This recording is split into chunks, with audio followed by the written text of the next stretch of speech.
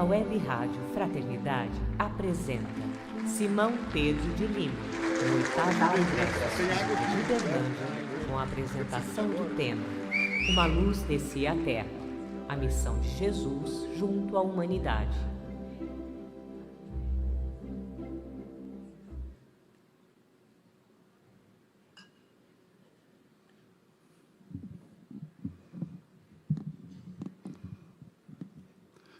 Bom dia.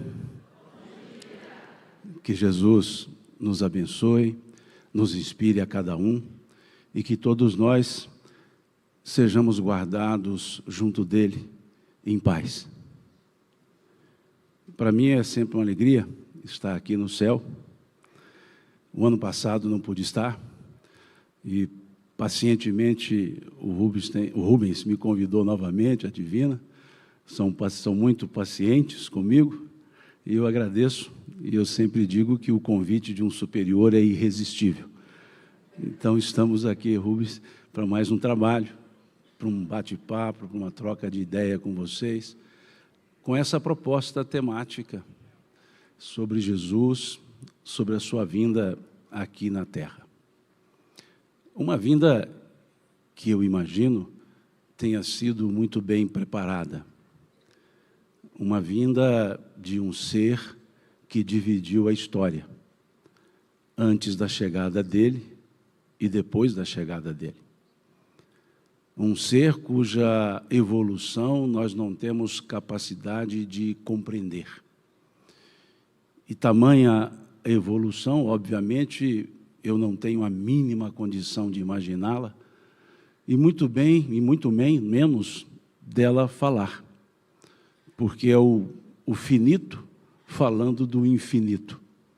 É o mensurável falando do incomensurável. Esse ser que, segundo nos fala Emmanuel, esteve na formação do planeta.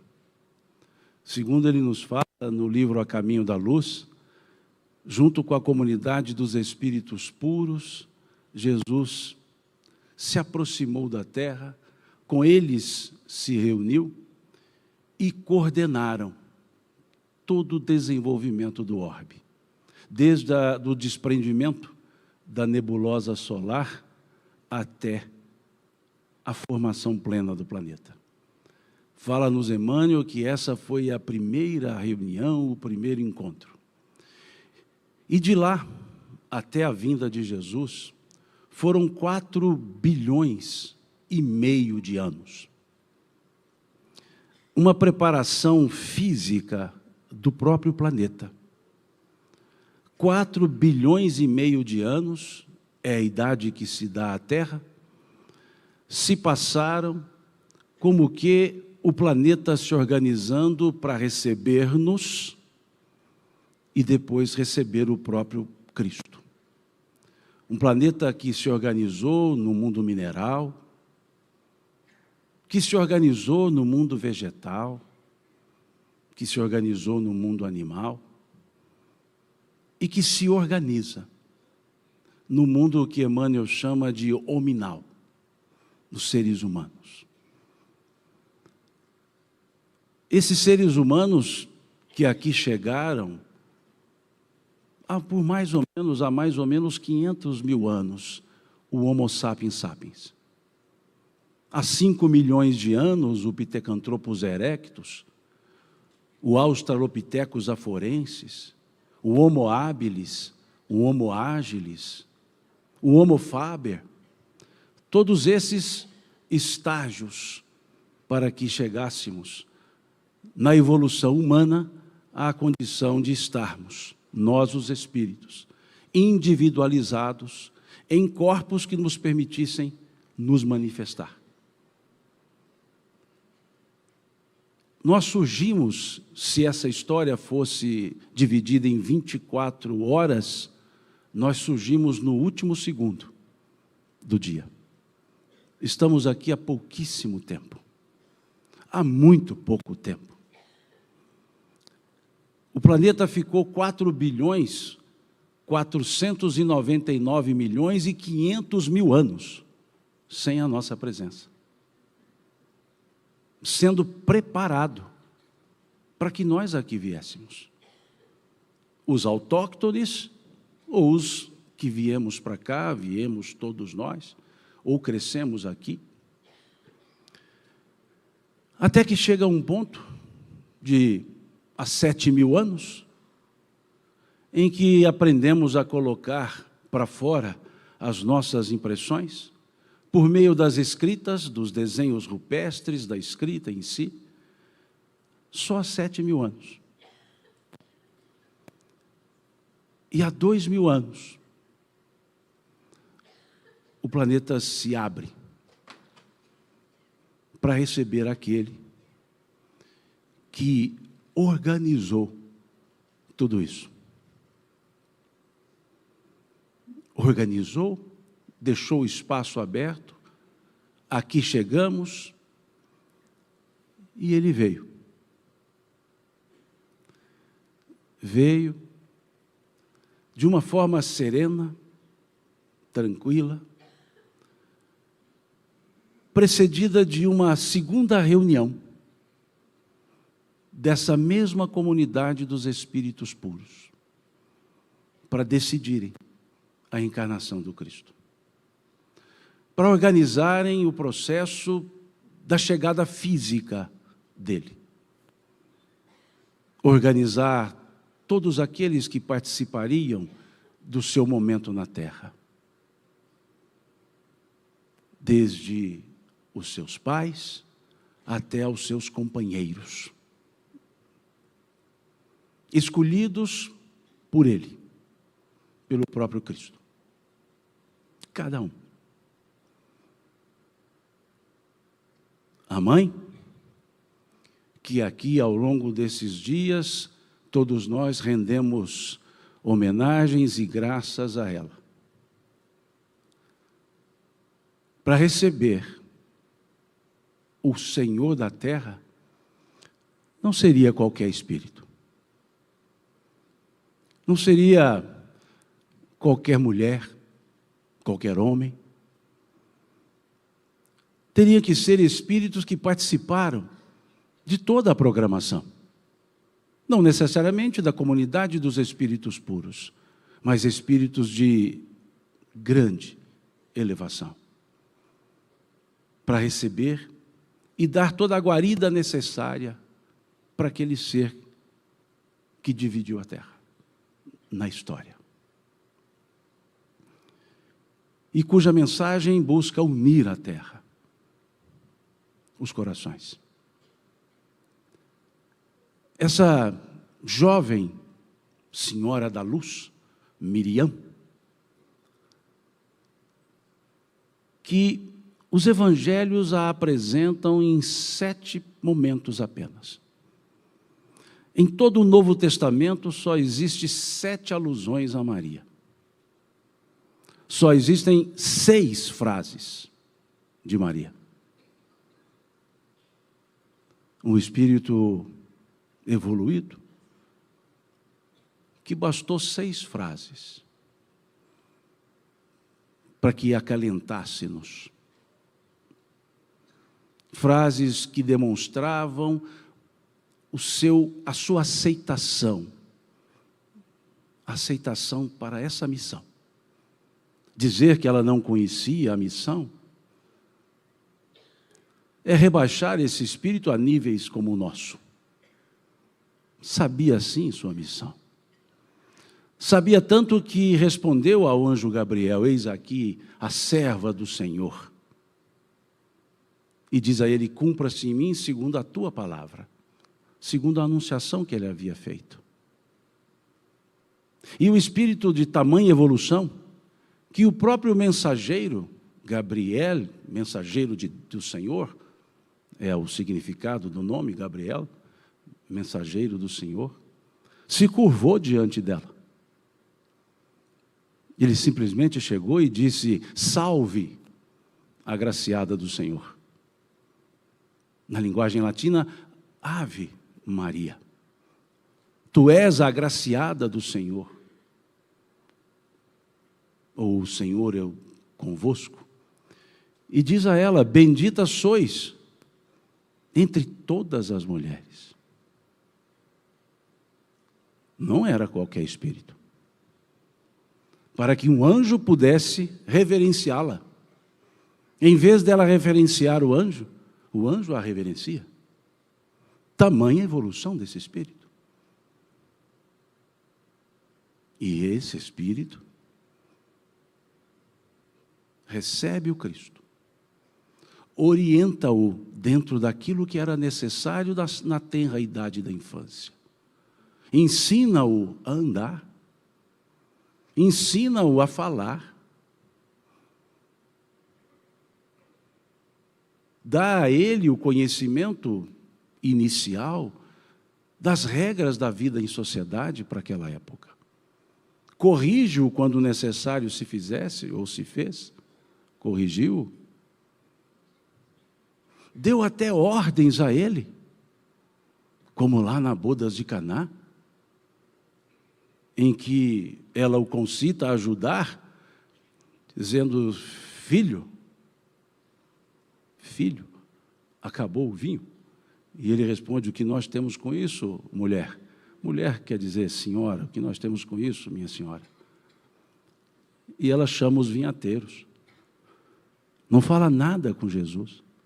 Chama os vinhateiros e diz para eles: fazei tudo o que ele vos disser. E foi embora. Em outras palavras, sou sua mãe. Eu estou mandando. Não é qualquer espírito que vai dar uma ordem para Jesus. Mas um espírito altamente consciente. Muito consciente, porque ela sabia que ele era o seu Senhor. Mas até que ele voltasse ao mundo espiritual, ele era seu filho. E ela assim agiu como mãe. Até quando ela o vê, depois da crucifixão, que aí sim ela o chama Senhor. E ele, já depois de crucificado, já de volta ao mundo espiritual, ele se encontrando com ela, e ela o chamando por Senhor, ele o chamava por mãe. Ele não disse minha serva, ele disse minha mãe. Não é qualquer espírito. Fez parte da programação para a chegada do Cristo. E ele chegou. E o anúncio do seu nascimento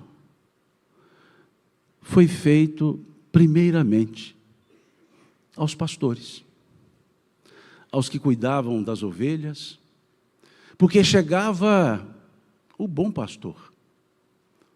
Como ele mesmo disse, João Evangelista grafou brilhantemente no seu Evangelho, capítulo 10, eu sou o bom pastor, e o bom pastor conhece as suas ovelhas, e as suas ovelhas seguem a sua voz. Por isso, como bom pastor, ele se apresentou aos seus colegas, ou seja, o anjo apresentou o nascimento do Cristo primeiro aos pastores. E de uma forma muito singular. Disseram a eles: eis que vos trago novas de grandes alegrias, pois hoje na cidade de Davi vos nasceu o Salvador, Jesus, o Senhor. Que singularidade do aviso. Vos nasceu. Eles poderiam ter dito, como nós diríamos, eis que hoje na cidade de Davi nasceu o Salvador. Mas colocaram um pronome no verbo, um pronome reflexivo.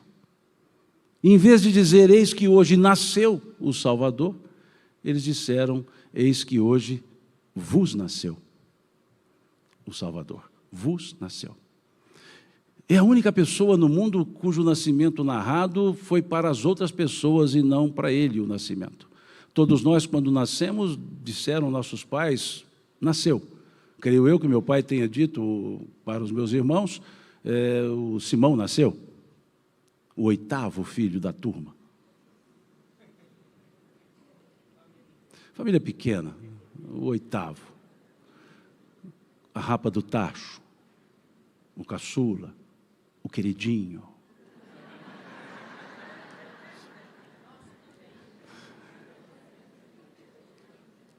Mas eu creio que meu pai tenha dito, nasceu Simão. Ele não disse, vos nasceu.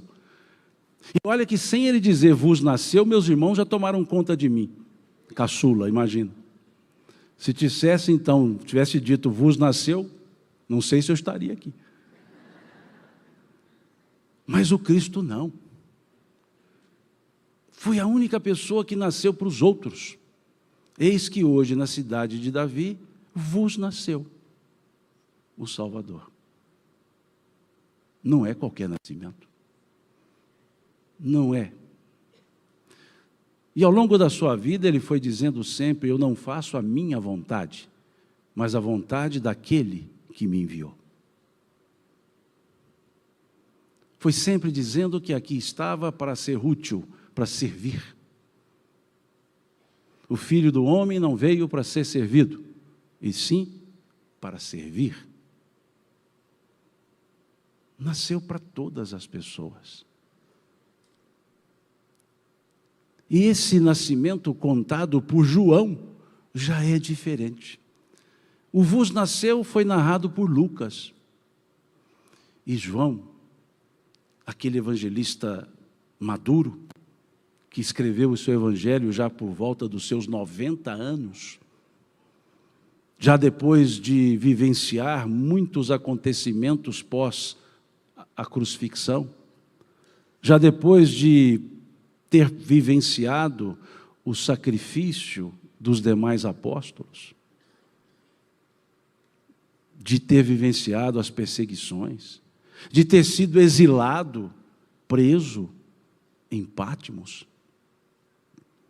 Depois de tudo isso é que ele escreve. Por isso é chamado o Evangelho da maturidade espiritual. Os três outros são chamados evangelhos sinóticos, factuais, semelhantes. Mas João não. João é o evangelho da espiritualidade. Porque ele não busca falar sobre Jesus, ele busca falar sobre o Cristo, que são as mesmas pessoas, mas com feições diferentes. E João narra então o nascimento do Cristo de uma forma muito poética. Ele diz, no princípio era o Verbo estava em Deus, o Verbo era Deus. Tudo que foi feito por causa do Verbo. E o Verbo se fez carne e encarnou entre os homens. No princípio era o Verbo. Verbo. Logos, palavra. Palavra. No princípio era a palavra. E ele diz que a palavra estava em Deus. Que a palavra era Deus, o Verbo era Deus. Se nós entendermos bem a estrutura gramatical, numa análise sintática, não está dizendo que Deus e Verbo eram as mesmas pessoas. Estava dizendo que o Verbo era divino. Porque Verbo é o sujeito da palavra. O Verbo é o sujeito. O verbo ser é o verbo de ligação. O verbo era. E o verbo de ligação liga o sujeito ao predicativo do sujeito, ao predicado do sujeito. O predicado é a qualidade. E a qualidade ali, na frase, sintaticamente, a qualidade era Deus. Então, Deus não era o Senhor no sentido Deus. Deus era a forma qualitativa para o verbo, para dizer o verbo era divino. Mas quando se olha a frase e não se aplica a análise sintática, que tão bem aprendemos todos nós na língua portuguesa, lá na 7ª série, hoje, sei lá, acho que é o 8º ano, eu sou do tempo que ainda era série. Não sou do tempo que era ginásio.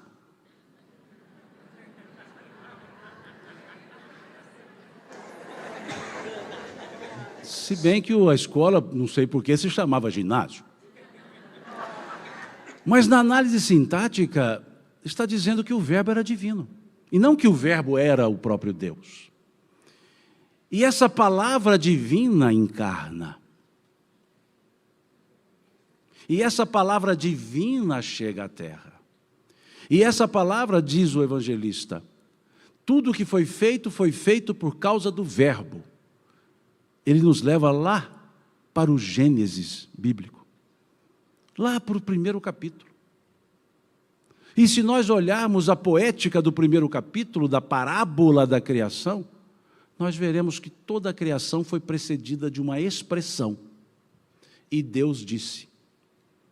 O Verbo, a palavra. Por isso ele disse que tudo que foi feito por causa do Verbo. Porque toda a criação simbólica ali da parábola foi precedida de, e Deus disse, haja luz. E Deus disse, separe as águas. E Deus disse, nasça as plantas. E Deus disse, ou seja, a palavra criou tudo. Como que a nos dizer que a função da palavra é uma só. Criar. Elevar. E não diminuir, e não destruir. E o Cristo, quando encarna, quando nasce, ele traz a palavra divina. A palavra encarna em Cristo, e não a palavra era o próprio Cristo. Ele trazia o verbo divino. Ele trazia as palavras de elevação. As palavras de soerguimento, as palavras para criar as melhores imagens, os melhores sentimentos. Por isso, Pedro, quando conversando com Jesus, Jesus disse, é necessário que eu vá, pois se eu não for, o Consolador não virá. É necessário que eu vá primeiro, para preparar-vos o lugar. E Pedro diz a ele, Senhor, se tu fores, com quem nós ficaremos? Pois só tu tens as palavras de vida. Só tu tens as palavras de vida eterna. E o que o Cristo fez aqui? Ensinou. Por palavras, por atitudes. Aquele que me ouve, disse ele, ouve aquele que me enviou. Meu Pai e eu somos um. Aquele que a mim me vê, vê o Pai que me enviou. Tamanha a sua unidade com o Criador. Ele que disse-nos, não fostes vós que me escolhestes, eu vos escolhi a vós, e já vos conhecia e vos nomeei, pois antes que o mundo fosse, eu sou, disse ele. Veja que interessante. Antes que o mundo fosse, eu sou. Dizendo-nos que estava aqui organizando o planeta e já nos conhecia, já nos recebia. Ele que orava a Deus, capítulo 17 do Evangelho de João. Orava a Deus.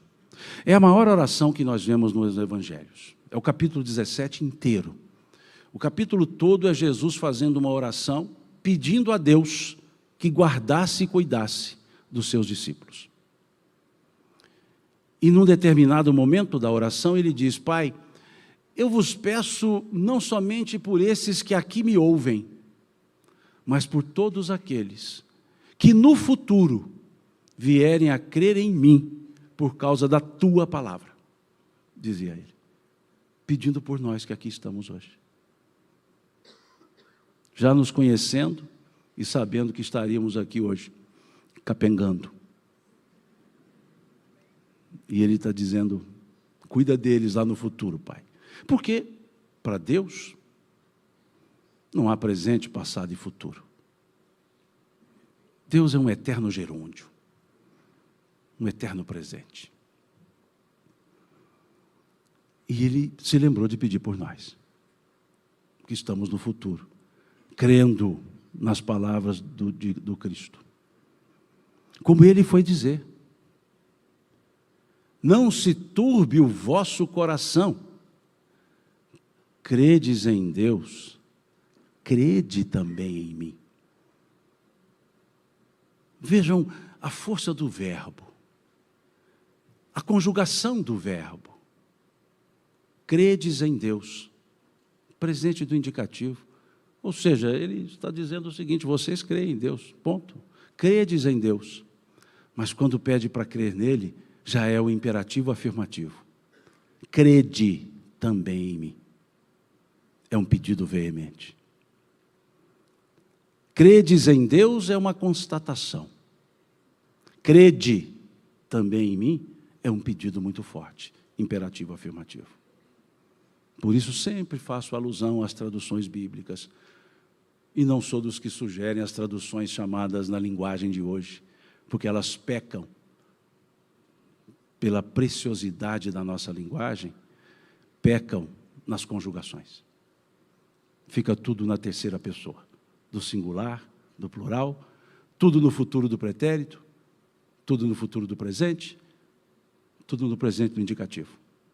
E os outros tempos e modos desaparecem. E são ricos para entendermos a mensagem, pedindo-nos que crescemos nele.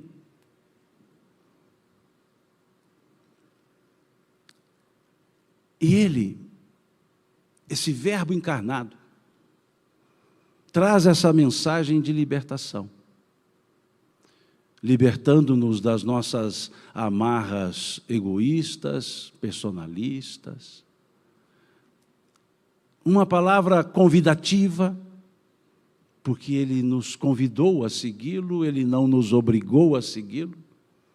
Ele disse: aquele que quiser vir após mim, renuncie-se a si mesmo, pegue a sua cruz a cada dia e me siga. Estabeleceu uma condiçãozinha: renuncie-se a si mesmo.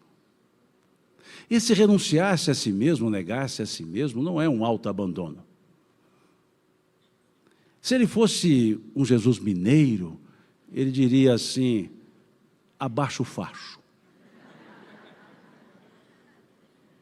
Ele diria: desce daí.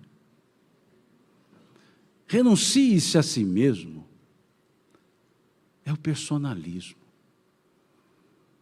É sair da primeira pessoa do singular e entender que todos nós vivemos na primeira pessoa do plural. Nós.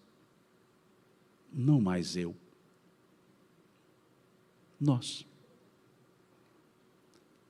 Renuncie-se a si mesmo é entendermos que nós temos conhecimentos, mas limitados. E que só evoluiremos se nos abrirmos para aprender mais. Ou seja, nos entendermos como eternos aprendizes. Porque ele disse: aquele que quiser vir após mim. Não é nós estarmos à frente do Cristo, é o Cristo estar à nossa frente. Aquele que quiser vir após mim. O ir antes de mim nem se cogitou. Aquele que quiser vir após mim. Renuncie-se a si mesmo, e deixou um aviso, que não ia ser tão simples assim. Renuncie-se a si mesmo, pegue a sua cruz a cada dia e me siga. A cada dia, não precisamos pegar a cruz da vida inteira, só do dia. Viver os momentos, perceber os momentos, aprender com os momentos. Valorizar o dia. Foi cantado aqui, né, pela Cacá, Tiago, sobre o autoconhecimento. E na música dizia: a cada dia, ou todos os dias, não me lembro agora, a cada dia. Isso era um pedido do Cristo. Foi muito antes da questão 919A. Pegue a sua cruz a cada dia. para nos ensinar a importância do dia. Quantas coisas nós deixamos por fazer e daria tempo para fazê-las, se entendêssemos o valor do dia. O apóstolo Paulo, entendendo isso, ele escreveu aos Efésios uma coisa muito interessante. Ele escreveu: irmãos, irai-vos, mas não pequeis. Não se ponha o sol sobre a vossa ira. Olha que interessante. Ele disse lá: irai-vos, mas não pequeis, ou seja, pode ficar bravo um com o outro, mas não passe disso.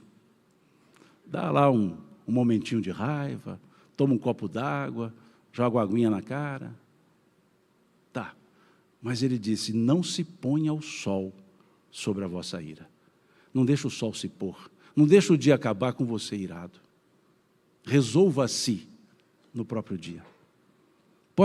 Podemos até não resolver os problemas, mas podemos nos resolver ante os problemas.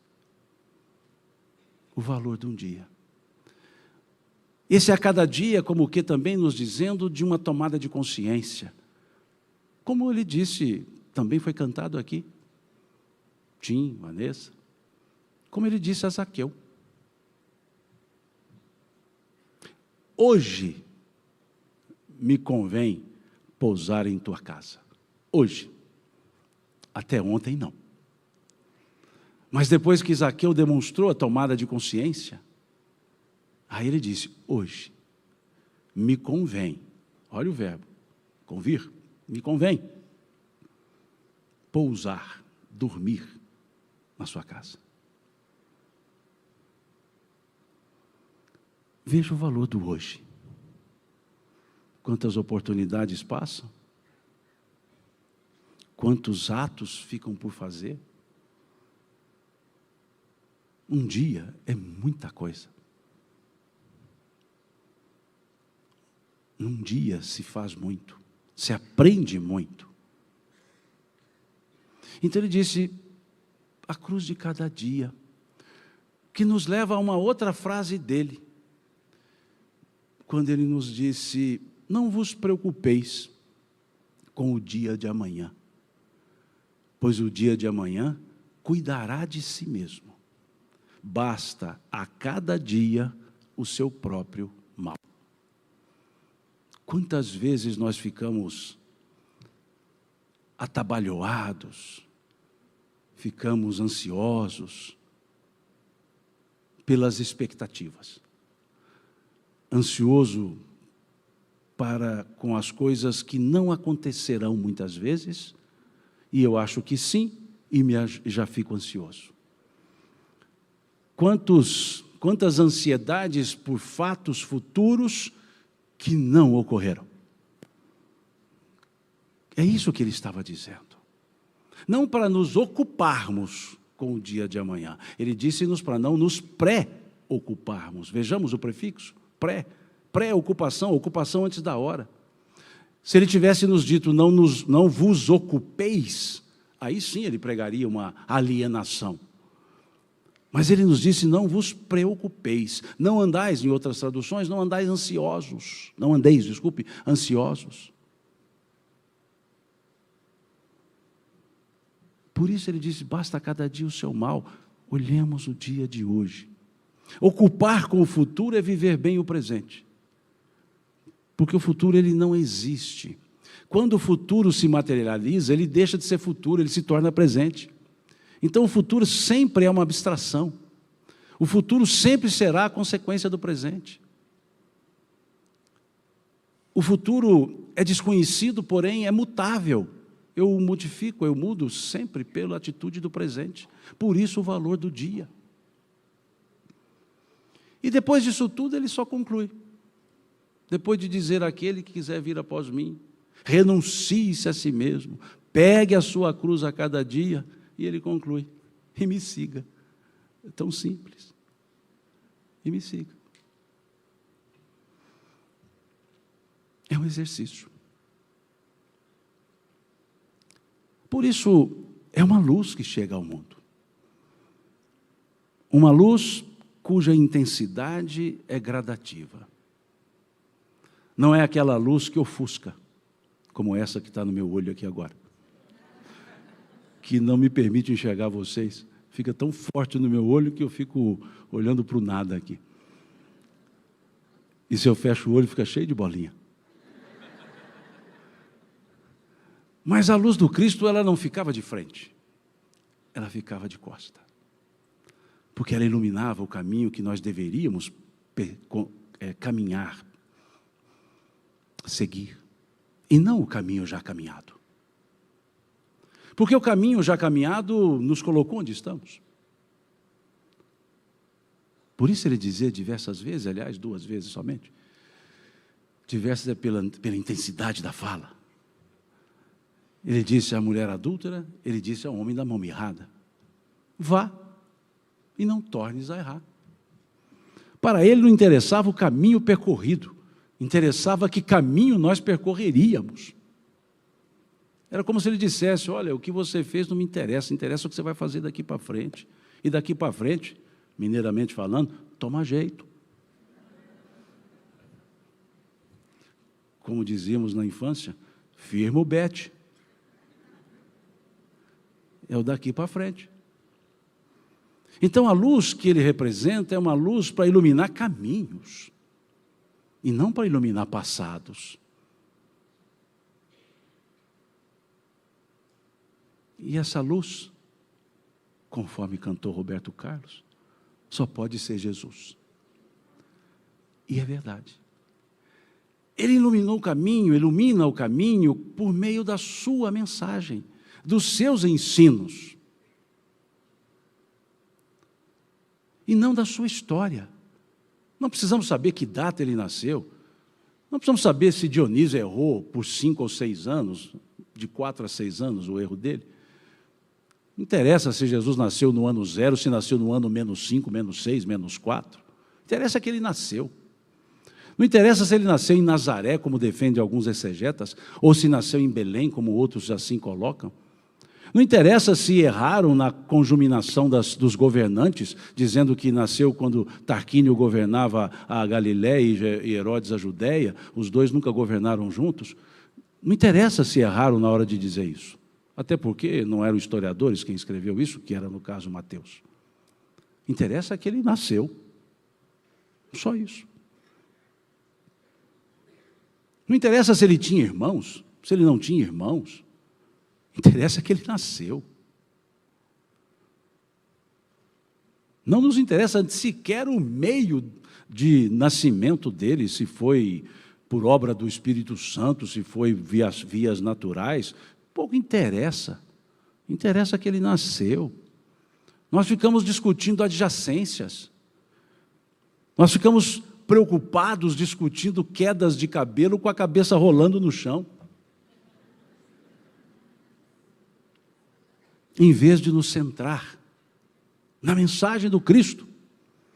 Tem mais livros escritos para falar onde nasceu, se tinha irmãos, se não tinha irmãos, se Maria era virgem, se não era virgem, do que livros trazendo a mensagem do Cristo. E sabiamente, bom, se bem que não foi bem Pedro, mas tudo bem. Sabiamente Pedro foi mostrar isso.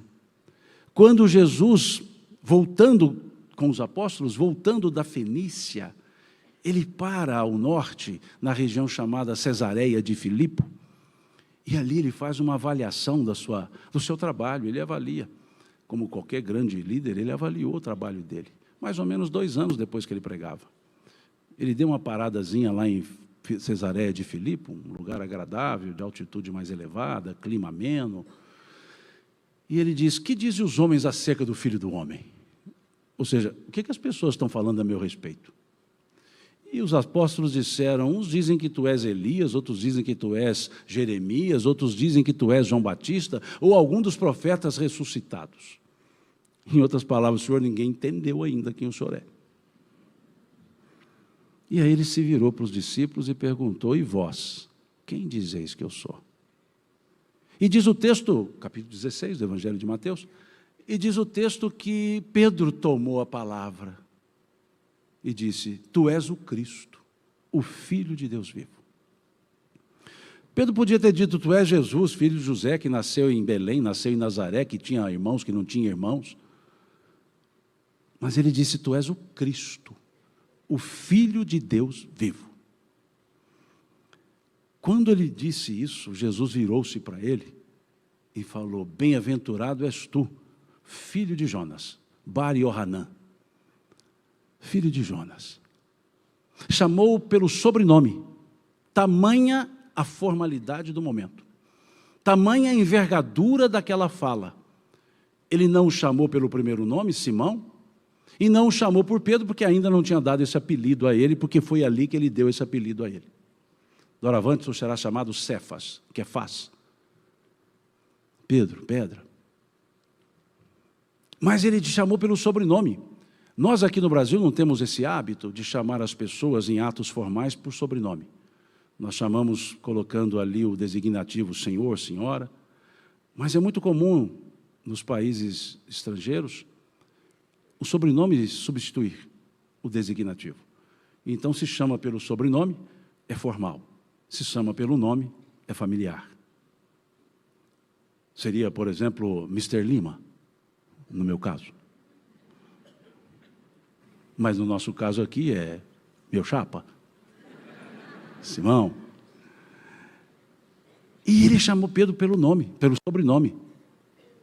Bar Yohanan, Bar Joná, Bar Jonas, tudo é João. E disse: não foi a carne e o sangue que tu revelou tais coisas. Não foi a carne e o sangue que tu revelou tais coisas. Ou seja, não foi você, não veio da carne e do sangue.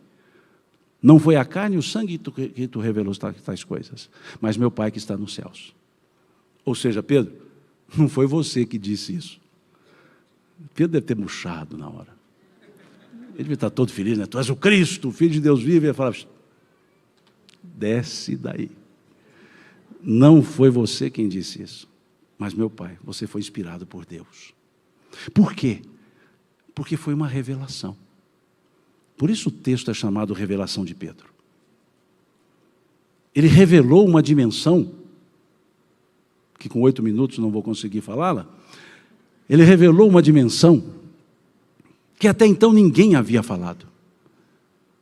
Não era mais a pessoa, não era a historicidade, era a missão.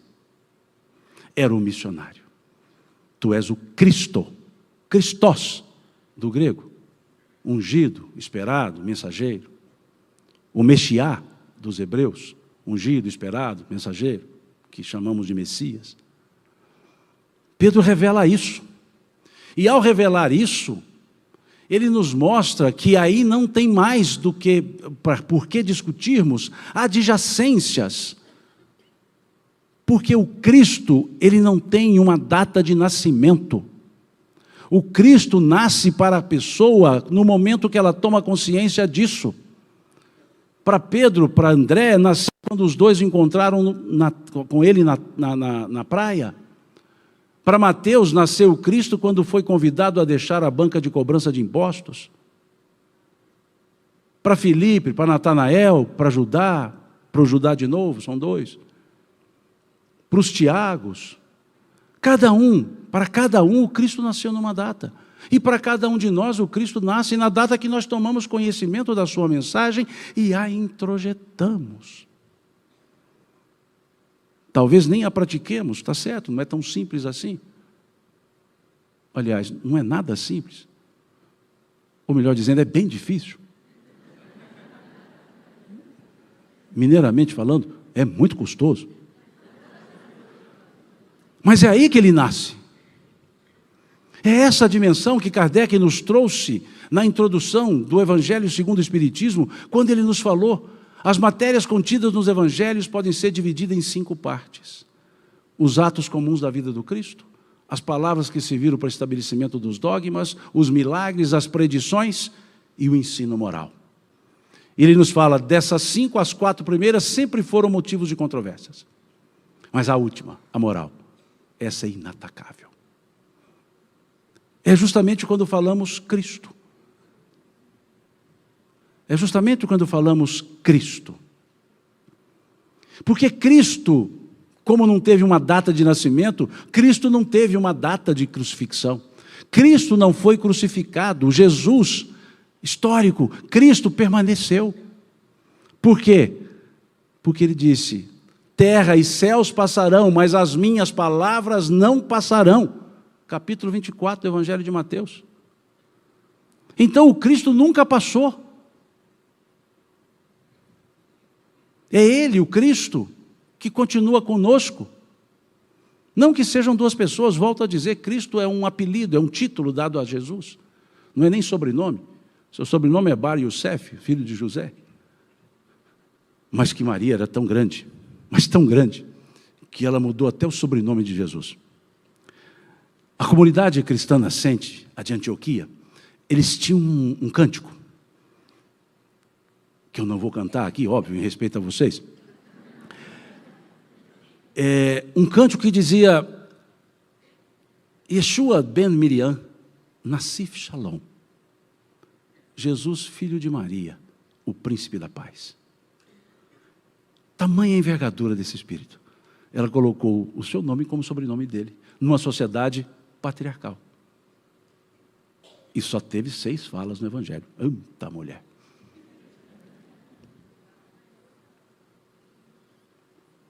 Esse Cristo não passou. Essa é a luz que permanece. Esse é o Cristo que nos ensinou o caminho das virtudes, nas bem-aventuranças. Da humildade à pacificação, Ele foi nos ensinando o caminho. Bem-aventurados os pobres pelo Espírito, bem-aventurados os que choram, ou seja, os que se resignam, bem-aventurados os mansos e pacíficos, bem-aventurados os que têm sede e fome de justiça, bem-aventurados os misericordiosos, bem-aventurados os puros de coração, bem-aventurados os pacificadores. A palavra bem-aventurado, no hebraico, ashrei, significa avante. Traduziu-se do grego para o bem-aventurado. Mas a palavra, o significado dela é avante. Perseverança.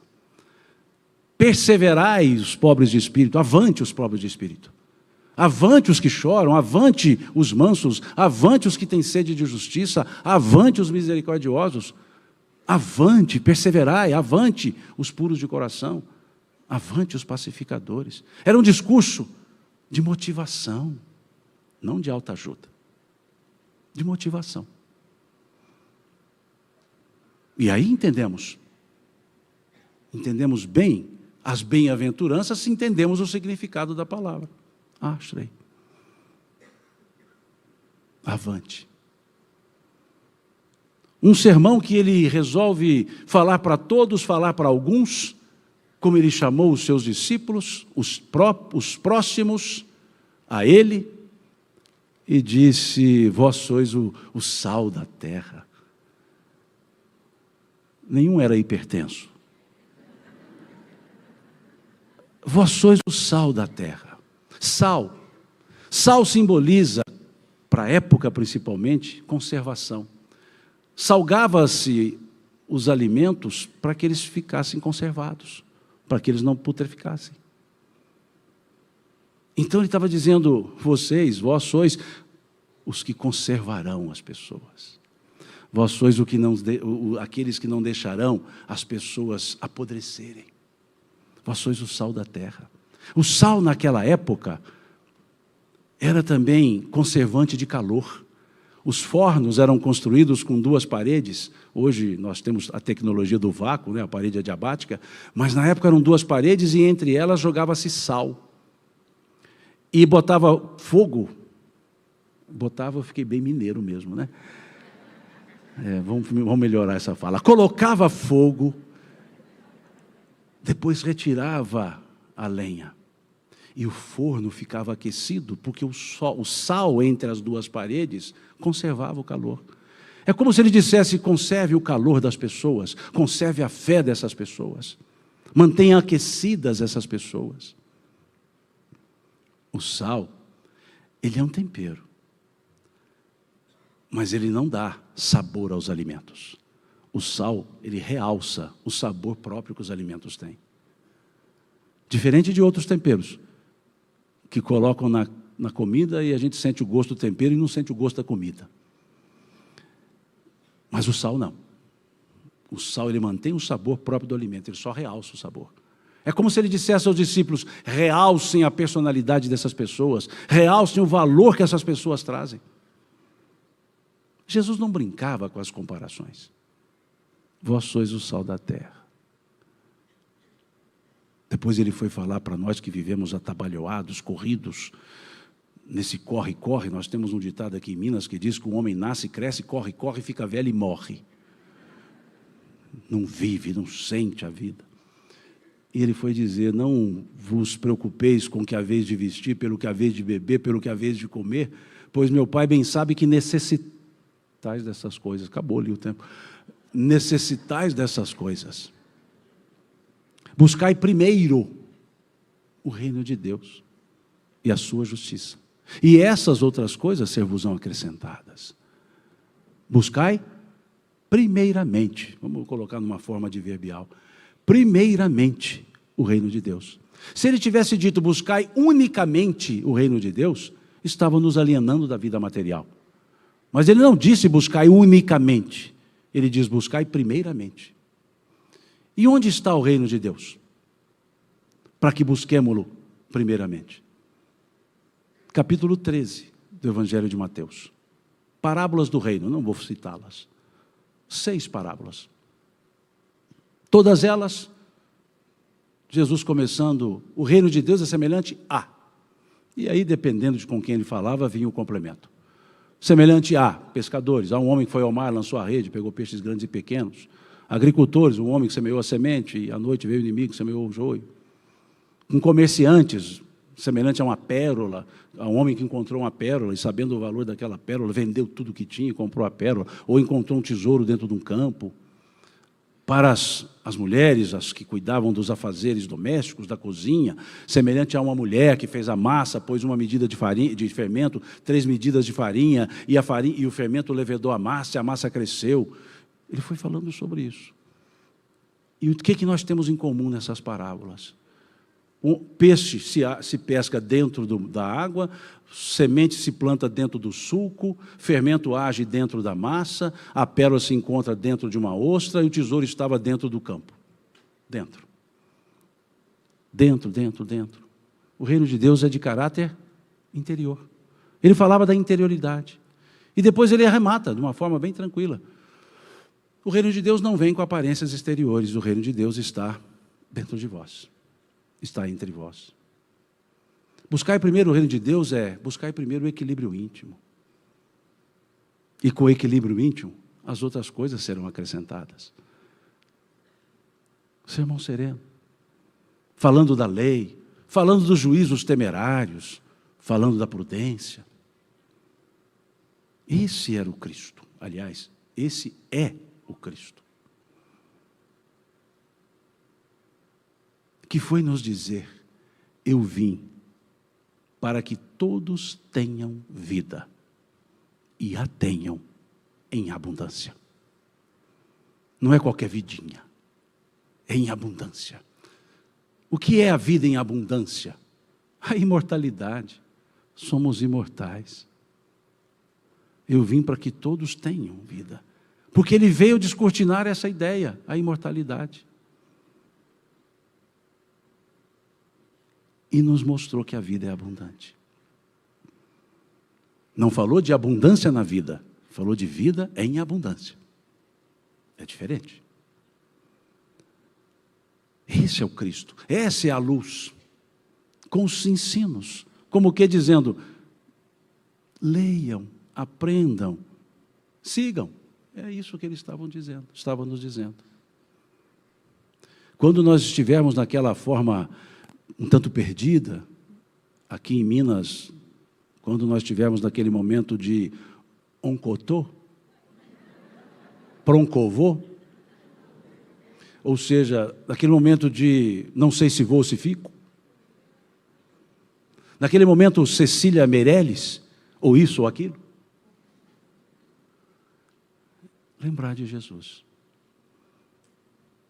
Que uma música me fez muito lembrar dele. que ouvi cantada por Tim e Vanessa, de autoria de, para mim, um dos grandes compositores, Gladstone. Ele brinca com os evangelhos, ele brinca com a Bíblia, ele transita nas letras, ele junta livros que nem de longe os autores imaginavam que dava para juntar, e ele junta e coloca na letra, como vimos ontem aqui cantando. E numa delas, ele nos deu um caminho. Ele disse, um frêmito da grande luz, e luzes jorraram em profusão.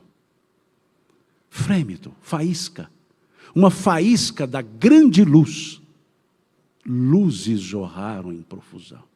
Ou seja, os seres que fomos criados por Deus, essas luzes que nós somos, a grande luz nos criou, um frêmito, uma faísca da grande luz, e luzes jorraram em profusão. Houve um tempo na eternidade, espaço na imensidão. Eternidade só é eternidade porque não tem tempo.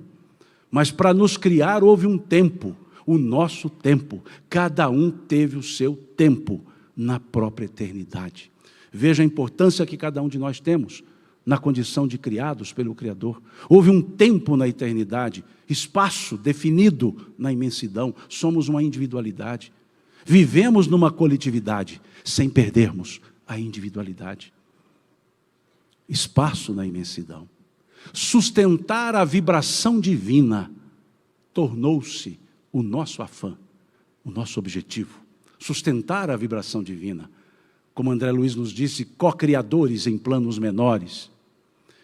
Sustentar essa vibração divina, sustentar esse amor divino, tornou-se o nosso afã. Surgiu a bipolaridade. Agora há homem, existe homem e há mulher. Presença, ausência, luz, não luz, calor, frio, ato, inação. As dicotomias da vida. Aprendendo com as dicotomias, com os contrários. É assim que nós vamos aprendendo. Homem, mulher, calor, frio, ato, inação. Traz ele a ideia de Leon Denis, dorme mineral, desperta vegetal, segue instinto no animal. O homem se ergue na figura de Adão, ama e aprende a ser o rei da criação. Figura de Adão é a figura do erro. Nós nos erguemos apesar dos erros, nós nos erguemos apesar das falhas. Nós aprendemos com os erros e acertos. O homem se ergue na figura de Adão, ama e aprende a ser o rei da criação, não pelo conhecimento, mas pelo amor, a ser o rei da criação. Queremos voltar a Ti, ó Pai. As luzes querem, anseiam a Mãe Luz. Luzes perdidas, serenai. Eis o roteiro. Segue Jesus. Essa é a música Luzes da Luz. Que quando eu ouvi, tão bem cantada, a letra me tirou do chão. E aí eu perguntei ao Tim, quem fez essa letra? Ele falou, Gladstone. Eu fui conhecê-lo depois, o Gladstone. Pessoa reservadíssima, quieta no seu canto, e traz letras que nos encantam. E para mim ficou ecoando. Luzes perdidas, serenai. Eis o roteiro. Segue Jesus. E fica aqui então a ideia. Sigamos Jesus. Deus lhes pague pela paciência de me ouvir. Deus lhes pague pelo convite, Rubens. E que Deus nos abençoe.